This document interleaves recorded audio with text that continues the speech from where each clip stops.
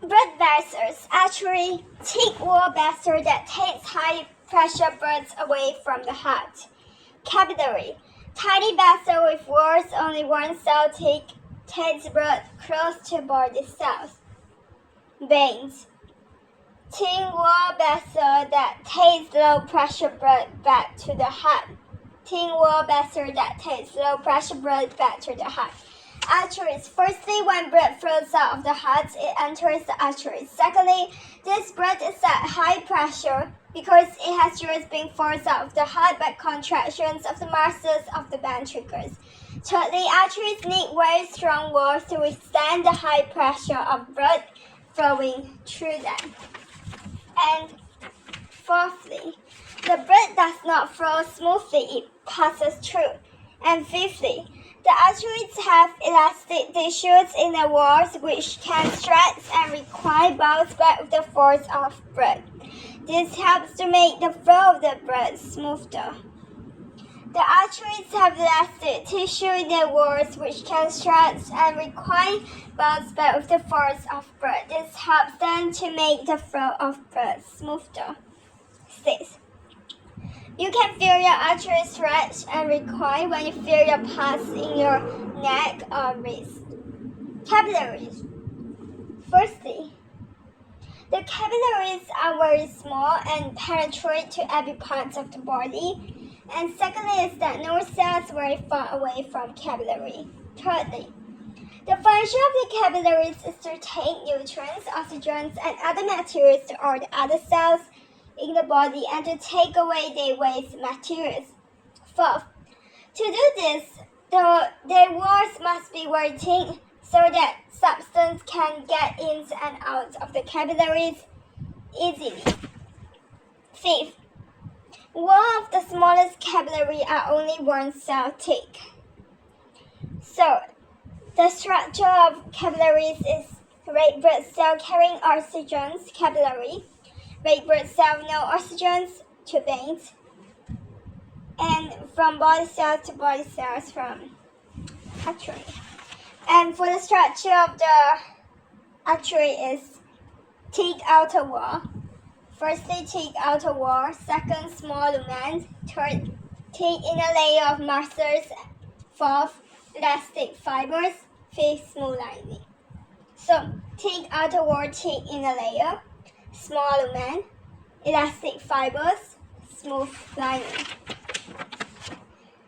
So now, state the functions of capillaries. The functions of capillaries is to take nutrients. Firstly, take nutrients, oxygens, and other materials to all the cells in the body.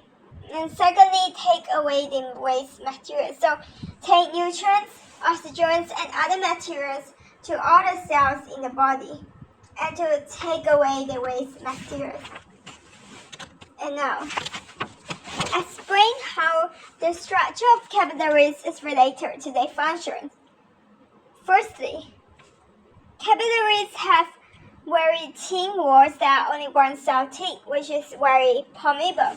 Capillaries have very thin walls that are only one cell thick, which is very permeable. And second thing is that this allows the carbon dioxide, oxygens, and nutrients to diffuse between cells and vessels. They carry blood at a very low pressure, so don't need any muscular wall. So firstly, capillaries have thin walls that are only one cell thick, which is very permeable. Second, this allows carbon dioxide, oxygens, and nutrients to diffuse between cells and vessels. Third, they carry blood at a very low pressure, so don't need muscular wall. Veins. Firstly, capillaries gradually dry up again to form veins. Second, by the time the blood gets to the veins, it is at a much lower pressure than it was in the artery.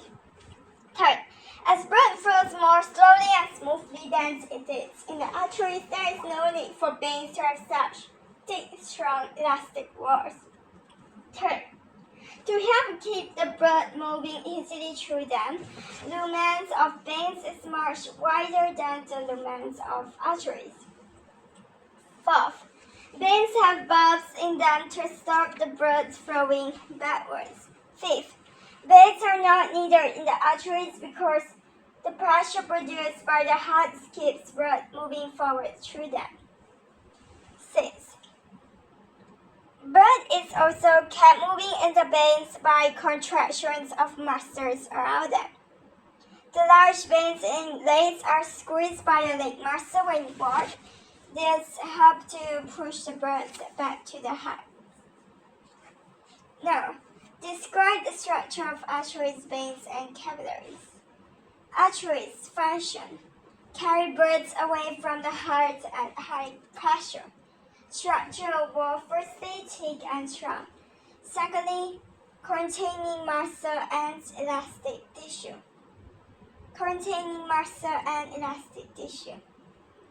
Width of lumen. Firstly, relatively narrow, and second is that lumen width varies with heartbeat, as the walls can stretch and recline. Firstly, relatively narrow. Secondly, lumen width varies with heartbeat, as the walls can stretch and recline. How structure fits its function. Firstly, prevent bursting. In its strength and elasticity to withstand high pressure and passing of the blood, as the blood is pumped through the arteries by the heart. And second thing is that it helps maintain high blood pressure. Capillaries. Firstly, supply cells with needs. Take away waste products. Firstly, supply cells with need, and secondly, take away waste products. Structure of wall. Firstly, very thin. Second, only one cell thick. Width of lumen. First, very narrow. Second, just wide enough for a red blood cell to pass through. How structure fits function. First, no need for strong walls, as most of the blood pressure has been lost. And second, thin walls and narrow lumens bring blood into close contact with body tissue. Thin walls and narrow lumen bring blood to close contact with body tissue. Thin walls and narrow lumens bring blood into close contact with body tissue. Thin walls and narrow lumens bring blood into close contact with body tissue. And veins. Function first, return blood to the heart at low pressure. Structure of wall. First, quite thin. Second, contain less muscle and elastic tissue than arteries. Width of lumen. First, wide. Second, contains base. How structure fits function. First, no need for strong walls, as most of the blood pressure has been lost. Second, wide lumens offers less resistance to blood flow. Third, base prevents backflow. How the structure of arteries and veins is related to the pressure of the blood that they transport. Arteries have thick walls and narrow lumens because they transport blood at high pressure. Veins have thin walls with wide lumens and base because they transport blood at low pressure. Heart, vena cava and aorta. Lungs, pulmonary artery and pulmonary veins. Kidney, renal artery and renal vein. Liver, hepatic artery and hepatic veins and hepatic portal veins. Components of blood. First, plasma. Liquid parts of the blood, proteins, ions, water, nutrients, waste, gases. Platelets. Tiny cell fragments present in blood which help with clotting. White blood cells. Blood cells with a nucleus which help to defend against pathogen. Red blood cell. Biconcave blood cells with a nucleus which transports oxygen. Biconcave blood cells with a nucleus which transport oxygen. Centrifugations. Blood spins at high speed to separate components based on densities. The heavier red blood cells get pulled out towards the bottom. White blood cells. White blood cells are easily recognized because they have large nucleus. White blood cells can move around, squeeze out through the walls of blood capillaries into all parts of the body. White blood cells can move around, squeeze out through the walls of blood capillaries into all parts of the body. They function to fight pathogens, disease-causing microorganisms, and clear dead body cells. WBC are sorted into two different groups. White blood cells sorted into phagocytes. Phagocytes are white blood cells that destroy pathogens by phagocytosis, taking bacteria or other small structures into cell cytoplasm and digesting them with enzymes. Lymphocytes are white blood cells that produce antibodies. Antibodies feed onto pathogens and help to destroy them. Lymphocytes smaller have a large spherical nucleus that takes up most of the cytoplasm. Function of lymphocytes. Lymphocytes create antibodies that fit into pathogens and help to destroy them. Antibodies act as a label, which is first thing. Cells with antibodies that bind to them can be identified as target cells by phagocytosis. Cells with antibodies bind to them can be identified as target cells by phagocytes. Second, neutralization. Binding of an antibody to a pathogen can often cause the neutralization of harmful toxins they release. Third, agglutination. Antibodies may cause pathogens to stick together, preventing them from dividing and multiplying, causing them to die out. Antibodies may cause pathogens to stick together, preventing them from dividing and multiplying, causing them to die out. State functions of phagocytes. Engulfing pathogens by phagocytosis. Firstly, phagocytes are types of white blood cells that use phagocytosis to digest and kill potentially dangerous pathogens. Second, phagocytosis is white blood cells conduct ingestions and digestions of bacteria with enzymes. This successfully breaks down the pathogen into its harmless components. Phagocytosis is white blood cells conduct ingestions and digestions of bacteria with enzymes. White blood cells conduct ingestions and digestions of bacteria with enzymes. This successfully breaks down the pathogens into its harmless components. Platelets. Platelets are small fragments of cells with no nucleus first thing. Second, they are made in the red bone marrow and they are involved in blood clotting. Third, blood clotting stops pathogens getting into the body through breaks in the skin. Fourth, blood clotting also prevents too much blood loss. There are two key components of blood clot. First, blood plasma contains a soluble protein called fibrinogen. Second, when a blood vessel is broken, the platelets release a substance that makes the fibrinogen changes to an insoluble fibrin fibers, which pile up on top of each other to make a mesh-like structure that helps to seal the wall. Third, red blood cells get trapped in the mesh. Fourth, platelets stick together to form clumps. Fifth, the fibers that trap red blood cells and clumps of platelets form a blood clot. Blood vessels are damaged and the blood contacts new surfaces. Blood vessels are damaged and the blood contacts new surfaces.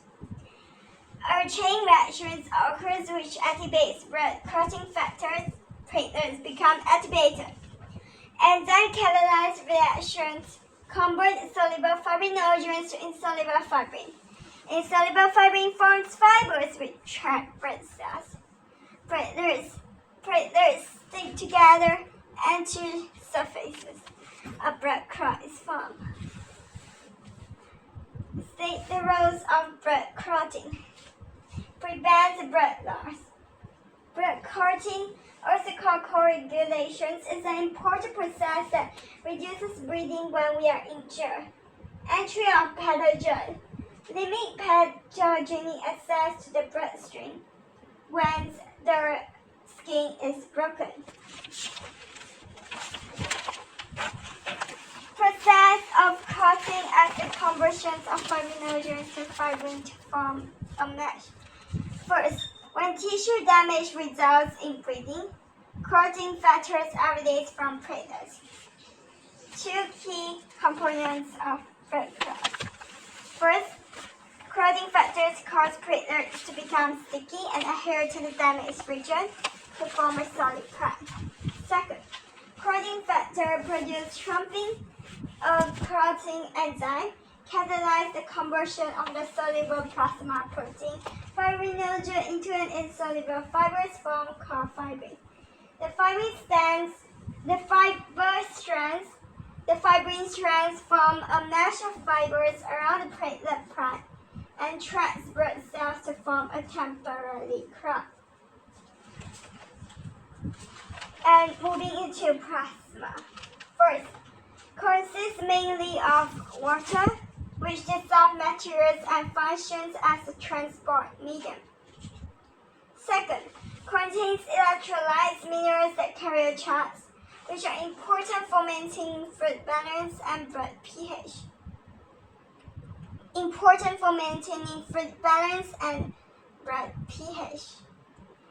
Third, proteins in the blood plasma maintain osmotic potential, albumin, transport lipids, globulin, and help clot fibrinogen.